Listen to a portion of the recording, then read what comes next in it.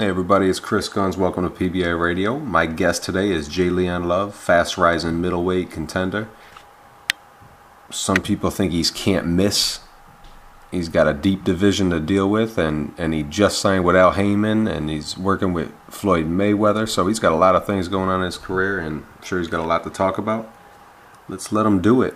J. Leon Love. J. Leon Love, thanks for joining us, PBI Radio, man. Pleasure talking to you. How you doing? Pretty good, man. Where were you born, J. Leon? Inkster, Michigan. And what was it like growing up there? Growing up in Inkster, Michigan was rough. It's a hard town. You know, a lot of drugs, a lot of killing, murders. You know, the whole nine. Just the project. That's where I grew up. I love it. You know what I mean? Because it's where I learned a lot. You know what I mean? Just learned a lot, man. You know, I learned what not to be. I learned what to become from the streets of Inkster, Michigan. And the streets are rough, but inside your house could be another whole story. What was the Love household like? The Love household was a great family, man. My dad, a good man, hardworking man, and my mom, a beautiful, hardworking woman. And you know, they didn't take no crap. So when I did stuff out on the street, I was always worried about what I was gonna get when I came home. So, you know, whether it was, I would rather deal with the police than deal with my parents. You know, when I got in trouble. So, you know, my mom was a no nonsense, you know, type of lady. She didn't take nothing. She didn't play nothing, and my dad was the same way. You know, they made me. My mom used to always tell me, "You're gonna be something because you're so hard-headed." You know what I mean? So she used to make me sit down at the table and trace over my autograph over and over again. You know, for the longest, because she had that faith, and whatever it is that I do and put my mind to it, I would get it. You know what I mean? So boxing has been the thing to do. So you had a dad. Not every boxer does, but did your dad get you into boxing? Is that where you got into it? Yeah, well, it's my stepdad, but, you know, I look at him as my real dad. I always say that. But, actually, I used to fight all the time, man. Like, maybe 4 times a day I would fight in the street. And so, you know, it came to a point where I was fighting guys way older than me, like, you know, adults. And so they would come down the street and talk to my parents. And then, you know, my dad was finally like, yo, you know, we were sitting down, me and my cousin, and my older cousin and my dad, and he was like, yo, you think you can fight? You know, I was like, yeah, man, I can fight anybody, and da-da-da-da. I said, okay, man, we're going to take you somewhere where you can fight all you want. And they took me to Kronk Boxing Gym. That's been it ever since. Wow, man. And how old were you? I was like 14 during the time. What'd you think when you first walked in the Kronk and you felt that heat? Wow, man. Well, first, when you walk into recreation, you know, you see so many kids doing different things, basketball, swimming, you know, football, so much. So you go in this basement, man, and once you hit the basement, it's like 105 degrees as soon as you hit the door. Go down these stairs, and there's this huge red door. And you can just hear you know, people punching the bags and, you know, the boxing noises that you normally hear in the gym. So we open it up, man, and here you go. So, like, maybe about 30, 40 people in the gym. You know, kids, adults, trainers, and I was like, man, this is smooth right here. You know, I see guys in the gym sparring, I see girls in the gym sparring, you know, and I was like, man, well, you know, let's see where it takes me. So, you know, I met my first trainer, Walter Smith, and you know, he was an older guy, maybe about 90 at the time when I got down there, and he, you know, he came in and, you know, they threw me in there. My dad told him, no, he think he'll fight, always fight in the street, you know, and they put me in there with a girl and she let me have it. So, you know, I trained every day after that hard because, you know, they would make fun of me like, yo, boy, you got beat up by a girl, you ain't so tough, and, you know, a lot of that. So I trained every day to try to get back at this girl, and when I finally did, you know, they looked at me like, you were supposed to do that. You know what I mean? So, you know, it kind of taught me some type of discipline and you know what I mean, maybe made your brain think, work a lot harder than you normally think. Yeah, it's crazy that you had over 100 amateur wins alone. You had over 100 amateur fights and over 100 amateur wins, right? And you started at 14. So what do you remember about your amateur career, and what was your favorite moments of your amateur career? Wow, man, just the amateur period, man. Just being young and weighing in, and we used to fight like every weekend, sometimes twice a weekend. You know what I mean? Like Friday we'd leave out, go somewhere to Chicago, Ohio, and we'd fight Saturday and Sunday. Yeah. Then come home and go to school the next day. That's how we got so many amateur fights. We were always fighting. It was an every weekend type of thing. So, that's how we accumulated so many fights. But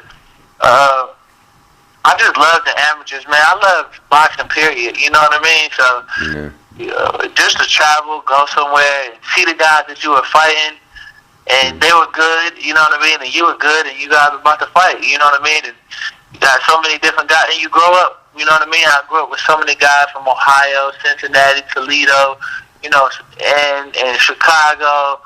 And we're all grown. Some of us now pros, some still amateur and things like that. But man, it's I just love it. Traveling, meeting different people. That was the best part. Yeah, where did you go? You're lucky that when you get into boxing, you get to travel and see these things that you would never have gotten to see. Maybe where's some of the places that you went to that you're happy you got? Oh man, we went to. I got to travel overseas. I got to go to Romania. Bucharest, Romania. I fought in the World Cup games there. We got to go to England. Just so many different places. Russia. Places that people go and spend so much money to go, and here it is, just me from Jay Leon from the neighborhood get to travel and represent the USA and go and fight for the country. Yeah. I never thought I'd be doing that. Did you try to make the 08 Olympic team? Yeah, we tried, but we suffered an injury that kept me back from everything. I was in a car accident. I actually was in a car accident qualifying for the U.S. championships, and I qualified. I won, and I was going to head to nationals. And on our way back from the tournament, I was asleep in the car, and we lost control, and I flew through the windshield, and I broke my C3 in my neck, had brain swelling and the whole nine, man. It was a terrible thing, and from there I had to sit out and watch everybody else compete and go, and I had to sit out and stuff. So it was a terrible moment, because I thought I would never be able to box again, but God is good, and this was my calling, so He made it for us, and I healed very well, very fast, and I got back to it. Thank God, man. That was crazy. I never even heard you got into a car accident. Wow, man. Oh yeah, it was terrible, man. It was maybe one of the worst moments of my life because I finally found something that I was good at. I was always good at getting in trouble. You know what I mean? That was what I was good at. So my mom was saying, "Well, you good at something and getting in trouble." So I finally found something that was good that had my attention that I loved, and that was boxing. So to be in this accident. And for a doctor to tell you, hey, look, it's pretty much a wrap on boxing. That was the worst thing in my life, because I thought, hey, this is it. I'm going to be the champion of the world. I'm going to make all the money in the world. I used to tell them I'm going to make all the money in the world, get you this and get you that. That was my dream. That was my goal. And, and I suffered a bad injury where I could, it was a possibility that I couldn't do it anymore. So you had that accident. It was in 08, was it, or 07? Yeah, it was actually in 2007, but I had to sit out the whole 2007. And so I couldn't do anything. I was just sitting, watching, keeping up with the tournaments and stuff like that. But I had to sit in a hard and soft cast for almost a whole year, and go through so much physical therapy and stuff like that. You know what I mean? So. It was a terrible moment. So why did you turn pro when you did? Why didn't you stick around for the London games? The Olympics was my dream. I wanted it so bad, Yeah. And so, once we didn't make it, it was just pretty much like, okay, don't let this hold you back. What's the next step? Mm-hmm. And and we said, let's go ahead and go pro. But and it seems that it worked out best for me. God has a plan. My mom tells me it's a time for everything, and God said this was my time there. So I turned pro, and here I am today, doing pretty good. And what did you think of the U.S. men's performance in London? What is our problem, man? Go ahead. What's our problem is what I'm saying. Man, you can't blame it. It's a lot of young guys, man. We don't have too much international experience. That's the problem. That's one of it. I think so. Like, back not too long ago, man, we used to go all the time. We used to just go do duels. Yep. All the time, wherever, Dominican Republic, Europe, anywhere. We would go and just we were fighting a duel, and that was the experience that you needed. And then you go to the World Championships, whatever. Some qualify, some don't. And then you go to the Olympics, right there, the big stage. And it's kind of like, man, you just hit with it all on the big stage. And you got so many guys with almost 200 or 300 amateur fights, been all over the world fighting some of the best. And, these young guys from the States, are not ready for it yet. It's not always about the coaching. It's just about the experience that we lack. Yeah, absolutely. It's about the experience. You said it yourself. You would fight twice every weekend sometimes. Now they fight like once every 2 weeks or once a week or something like that. It's just not enough. And then you see them when they're going up against the Cuban team or any team really. They just look drowned out by experiences. Right. And I'd be a fool not to ask you about Clarissa Shields, fellow Michigan native. What'd you think of her winning that? I'm proud of that girl, man. That girl really did something, The first woman, African American at that, you know what I mean? And made history, gold medalist. Yeah. I'm proud of that girl. She really did something, and it's so many girls looking up to her now. Like I said, Michigan is rough, Flint, wherever you go, Flint, Detroit, Inkster, you know what I mean? And to come out of that and to, and to make a name for yourself. Mm-hmm. And do what she did is incredible. So, yeah. I'm so proud of the girl. If she got a big smile, she need to keep it going. And keep shocking the world and letting her know that whether male or female, you can do it. Just keep grinding. That's right. Girl's a beast. Oh yeah. And when you turned pro, do you remember who you turned pro against and what the result was and where it was? When I turned pro, I fought a Vincent. I remember all my fights, man. I'm only 13 in the game right now, but I can remember the majority of them because every fight is a memorable fight for me. But I fought a Vincent Burkhalter, and I stopped him in the first round. When you turn pro, you carry very well. Yep. That just comes part of it. They're trying to build you. So I was fighting guys I'm supposed to beat, and that's how it is. But I fought a Vincent Burkhalter, stopped him in the first round, and went forward and stopped a couple other guys after that. Yep. And your 8th pro fight, you fought in Flint, Michigan. What kind of crowd was there to cheer you on? Oh man, it's nothing like Michigan, man. Mm-hmm. Yeah, we fought on a Darrell undercard. Yeah. And it was amazing. Anthony Darrell was the main event, and Michigan came out. I always sit back and just think like, man, I'm gonna win a world title in Michigan. So everybody can see me in Detroit or wherever. And they really came out, and the crowd was crazy. We were fighting outside. I think it was one of the hottest days I've been in Detroit, in Michigan and Flint, and so it was a hot day, man, and the people still came out and they just supported us, Yeah, and you made it even hotter. Yeah, man. And it was fast though. You didn't. Oh yeah, it was fast. I think we stopped the guy in the first round as well. Yeah. First round, Guy Packer. Guy Packer. I think maybe this guy had the worst record in boxing or something like that, but he still came out and tried to throw him. So. Yeah. Hey, you need guys like that, I guess. Yeah. After 3 more wins, you fought a guy named Joe De Los Santos on a big Danny Garcia fight with Amir Khan. Tell me about fighting on a card of that magnitude. What was that like? Man, like, you see so many fights, fighting in Mandalay Bay, the dream is to fight in Las Vegas, off the top. If you're a boxer, that's what you want to do. Fight in Las Vegas, whether it's at the MGM, Mandalay Bay, the Caesars Palace, that was a part of your dream. So, to even have that opportunity was incredible. But then, let alone HBO, whether I was televised or not, it didn't really matter. I was still so excited, and I was able to come out and, just walk walk that ring entrance that so many others have walked already, Yeah. So, it was incredible. But to be on the Amir Khan, Danny Garcia undercard was a great opportunity, and we did what we had to do. Yep, and Danny Garcia, and you just actually signed with Al Haymon for that fight card, and you're already on the biggest card of your life with Danny Garcia, who's also managed by Al Haymon. Well, tell me about Al Haymon. Oh man, Al Haymon is a powerful man, a good man. I can't say nothing bad about him at all. He opens up a lot of doors for you.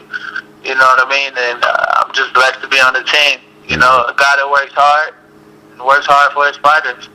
And you so, it's not too much to say. Only you can just look at his track record and see what he's done so far. He's a quiet man, but he makes moves. Seriously. And he does major moves. So, shout out to Al Haymon and staff. Shout out Al Haymon, doing it big. And did you get a chance to make it to the main event? Oh yeah, I did. Well, let's see. You talking about the Danny Garcia marathon? Yeah. Yep.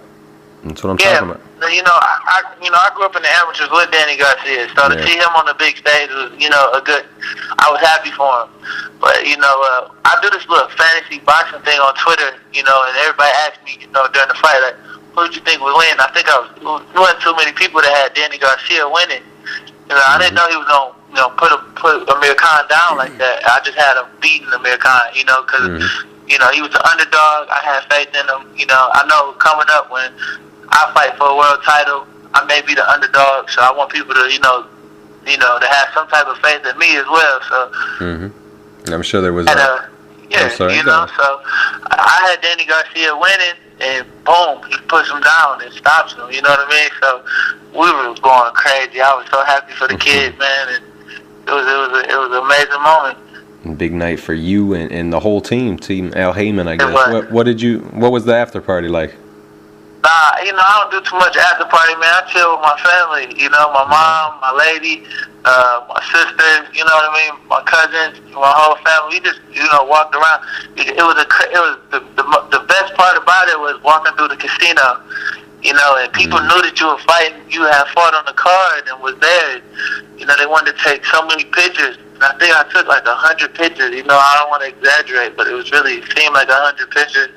And signed so many autographs and did interviews, and that's like the best part, man.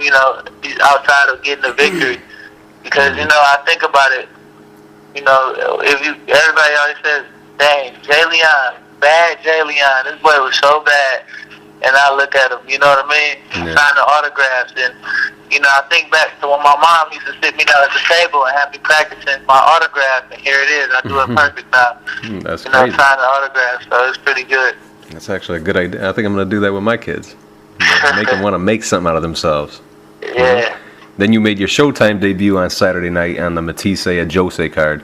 Your fight became the lead in fight because Randall Bailey injured his back, thus canceling his fight with Devin Alexander. How excited were you to hear that you'd be making TV? Was there any pressure? I was so excited. Just like I said, any fight is exciting, especially when you get to fight on these big name cards. Devin Alexander, former champ, and in Las Vegas once again. So that already had me going. But then to hear that I'm fighting, I could possibly be in a 10-rounder. And on live on Showtime was another boost to the excitement, man. So I was down and I was so ready for it, because I worked so hard day in and day out. So I talked to my team, we discussed it. They said, let's go for it. You're more than ready for it. Let's do it. And we went for it. And I couldn't wait to perform. You know, I didn't let the pressure get to me. You know, a lot of people let pressure get to them. And I didn't think of it as any pressure. You know, I just, you know, this is what I was made for. God put me in this position for a reason. So, you know, I was just going to go out and do what I had to do. So. And tell me about the fight. It was a rough, he was an awkward guy, wasn't he? Yeah, a very awkward guy, man. You know, that's why, I wanted to do so much more, but he was so awkward, you know what I mean? You didn't know where this dude was going to punch from, you know what I mean, or what he was going to do. So, you know, we just, you know, stuck to the basics, threw a lot of jabs, hit his body. We seen that body was kind of flabby, so we went downstairs majority of the fight. And I knew, you know, I had 10 rounds to box this guy. Wild rush. You know, don't take your time to set your shots up. And that's what we did. And we caught him and hurt him. And I believe, he with being frustrated and then being hurt, he didn't want to get stopped because it was coming. You know, I had him. I seen it. And, he went to, try to throw me out the ring, which was unexpected. But, you know, it is what it is. Yeah, he was trying to do his Thunder Lips impression, make you Rocky Balboa. Yeah. You started solving him after a couple rounds, and you could tell his frustration got serious. When did you feel like he was starting to get desperate? I seen it toward the 6th round. The 6th round was a good round for us because, you know, we were still establishing that jab. And you know what I mean? And I started landing more frequently than I was before. Mm-hmm. So once I started catching him more and more, and I see I can hear him, you know, from the body shot taking a toll, I said, all right, let's turn it up. I went to the corner and said, okay, Jalen, how you feel? I said, let's go. We're going to turn it up. You know, we're going to let our hands go more. And we came out blazing the next round. And that was the 7th round, and we was ready, and we kept it going until the crazy issue happened. And how disappointing was it to you that that's how your Showtime debut ended? Did it bother you? You know, because you want to perform and get a crowd, you know, what they want to see, which is a stoppage or a knockout. You know, that's what, you know, everybody wants to do that. But, things happen for a reason. I mean, it happened. But, you know, a lot of people can see that, you know, the stoppage was coming. You know, we had the guy. But, it kind of sucked that it had to end that way. Yeah, and when you see Al Bernstein and Barry Tompkins there, and you got Mark Too Sharp Johnson, who made his debut too. He was debuting as the commentator for Showtime for the first time. Yeah. What's going through your mind when you see all those guys that you must have grew up with? Well, you know, these are guys that you see on TV all the time. And I was so happy. Like, man, these guys are commentating. You know, my fight. It's incredible. You know, and so you want to do. Put your best into it and, show how sharp you can be. And that's what I was thinking. Just stay sharp. You know what I mean? Use your head. Think. It's a thinking game. Just show your ability and skill, So that's what we did, and we got the victory. Yeah, you were sharp for Too Sharp. What did Mark Johnson say anything to you? Yeah, he told me, man, he said, look, we could have had an easier night, man, if you would have threw the left hook behind the right hand. And when we finally did, he was right. It was there. We caught him and hurt him bad. And, we almost had him out of there. And we think we would have, did that, a little earlier, Maybe we would have got the stoppage earlier, maybe not. But, the kid was tough, you know what I mean? He was tough. He could take a punch. I can punch pretty well, so I can see he can take a punch. And so, I just knew, he told me that, keep it up, keep working hard. You got the skill. He said, you don't see too many guys at a young age that, can do how you, went through what you went through and, put and show your skill on TV. You ain't let the pressure get to you. So, he gave me a lot of good advice, and now, I was happy. Yeah, you hooked up with Haymon and Floyd Mayweather, and now you're on the biggest shows of your life. What do you think? Where do you think you are now in your career?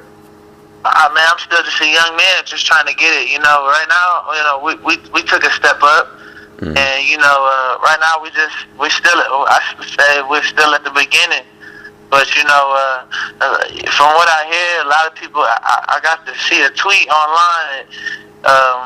Oscar De La Hoya tweeted, "Let's try Love versus Angulo," and just to even be mentioned with those type of guys is incredible. You know what I mean? So that means I'm doing something right. Yeah. And maybe down the line those will be the fights that I'll be having.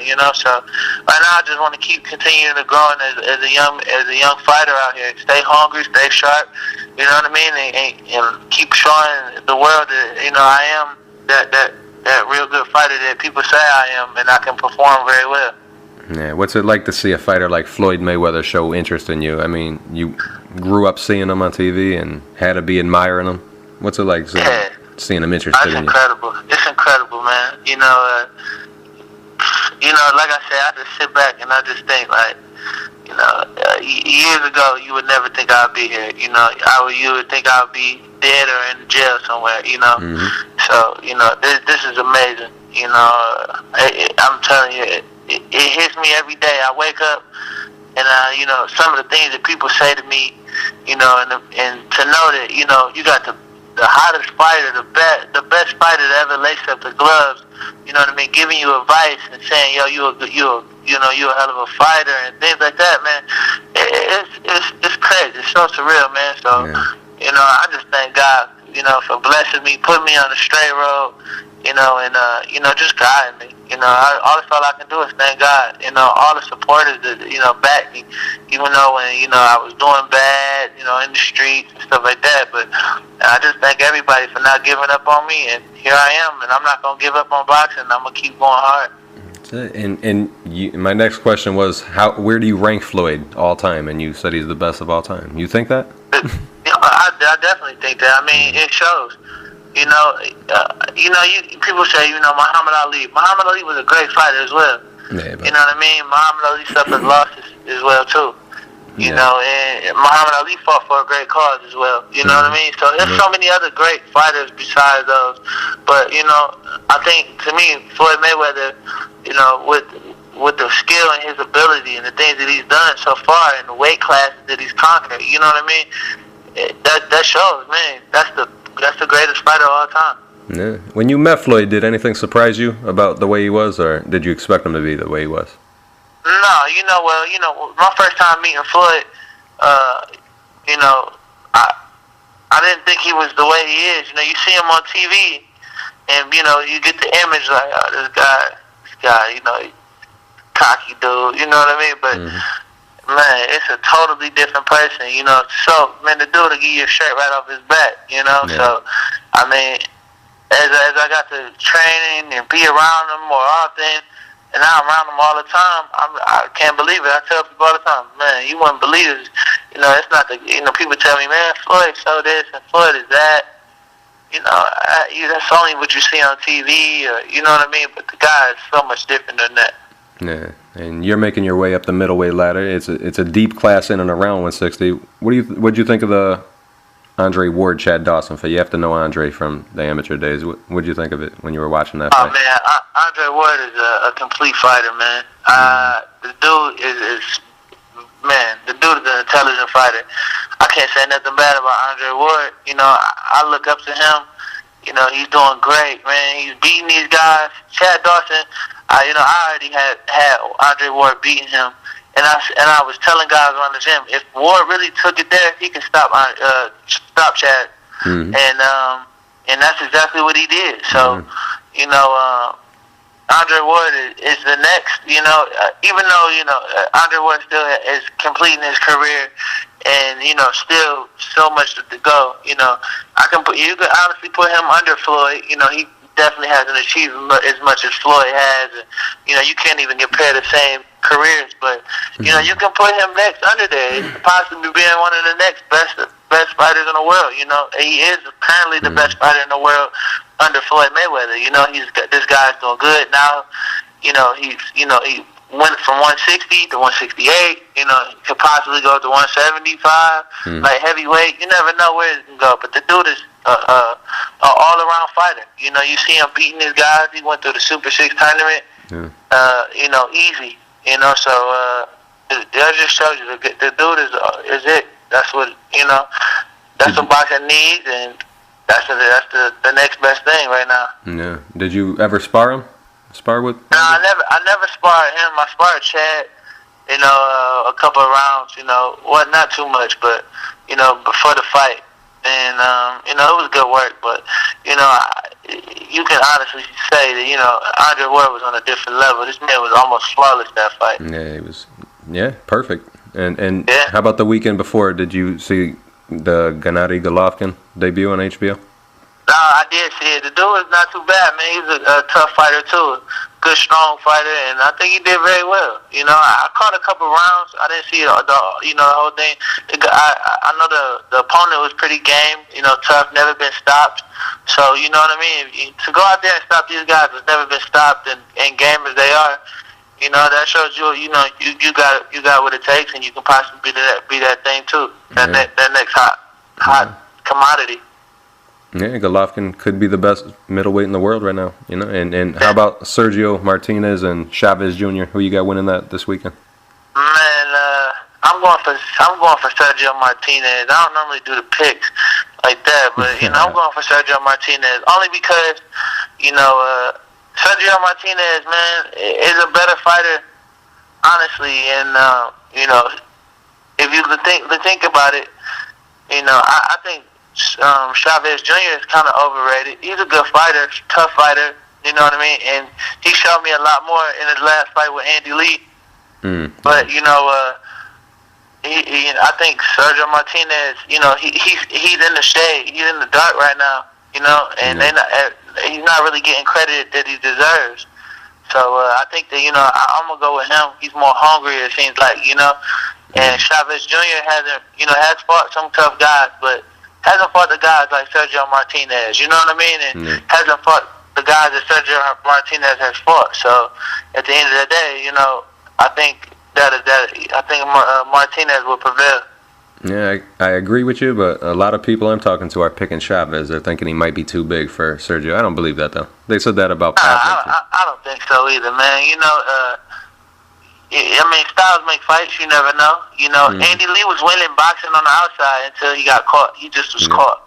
You know what I mean? So you never know. You know, maybe what if you know, he's behind on the scorecards and can't catch Sergio Martinez? You know, then what? You know, so it's boxing. Yeah, all I hope for is just a good fight. You know, you get these fights that are hyped up, and then it sucks when you get there, you know what I mean? So I just hope for a great fight. Yeah, Sergio got a tough style, and he's also a southpaw, so it makes it even way more hard. You know, people forget that, I think, sometimes. But I'm going with Sergio, too. What do you think of Canelo and the Acetal Lopez fight? What do you think of Canelo? I think that should be another good fight. You know, I normally go for the underdogs. You know, I told you that earlier. So, I think, you know, Acetal Lopez, they say, oh, he's too small, you know, and this and that. But the guy is showing, you know, he's strong. He's weight, you know, he's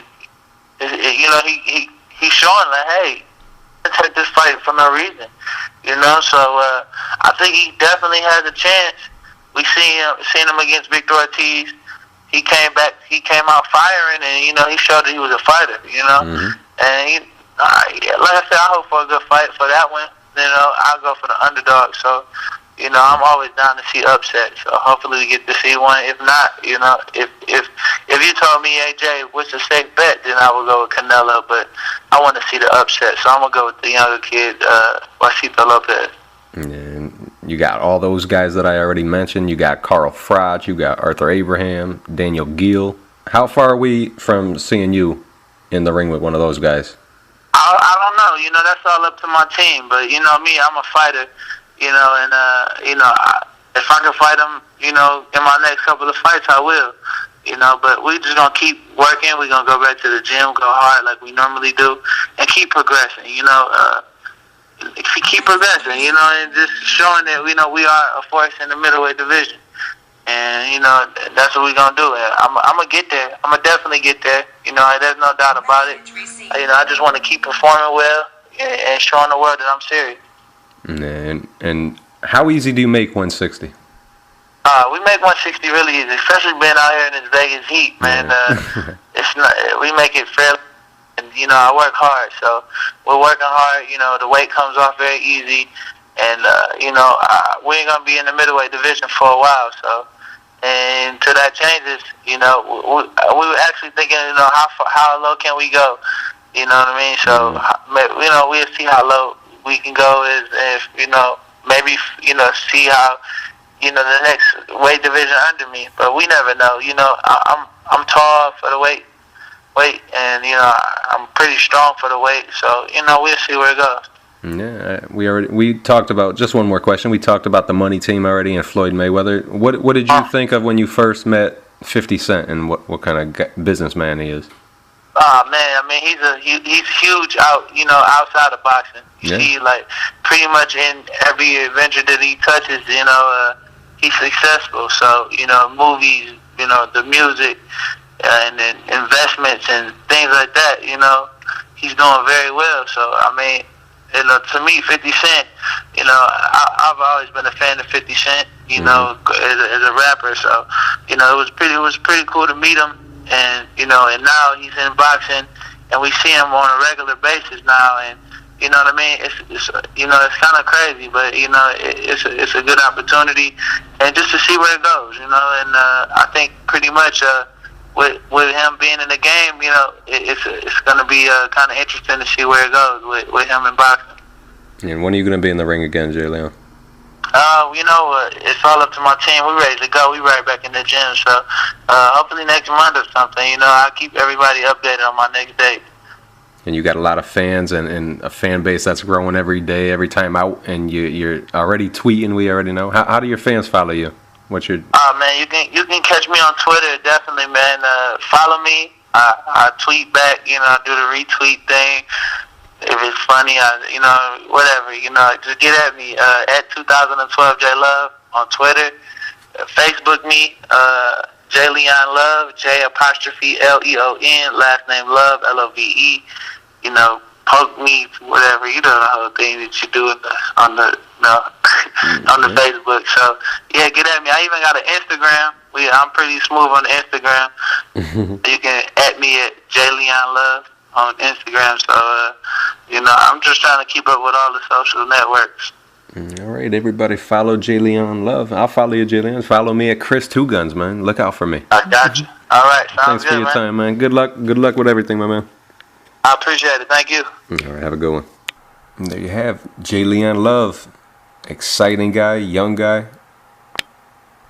Some people think he's a can't-miss bet for World Championship someday soon. And follow him on Twitter at 2012 JLove. I appreciate his time, and I appreciate your listening. Follow me on Twitter at Chris Two Guns. Thank you.